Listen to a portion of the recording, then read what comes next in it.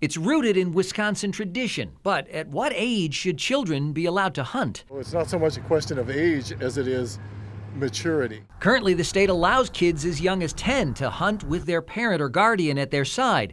But now some lawmakers want to lift the age limit and let parents decide when their child is old enough to hunt. I think the parents are the best ones to make decisions about their children. Representative Rob Staffschultz's bill would let any child, no matter how young, hunt as long as there's a parent or mentor within arm's reach.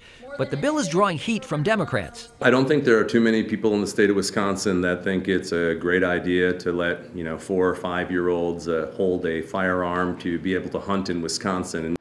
We asked some folks here at the Waukesha Gun Club who were split on whether or not young children should be allowed to hunt. I'm not sure why somebody would want to have kids younger than 10 in the woods with a gun, even with a mentor. Whoa! Many think the law should stay as it is, but Nate Wolf says he'll know best when his young son is ready to hunt.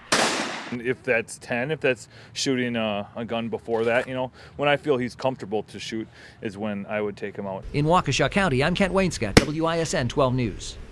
The Assembly is expected to vote on that bill sometime this evening. And the bill sponsors say 42 states offer youth mentor programs. 34 of those states have a younger age limit than Wisconsin, or no age limit at all. And that includes nearby states such as Illinois, Indiana, Michigan, and Iowa.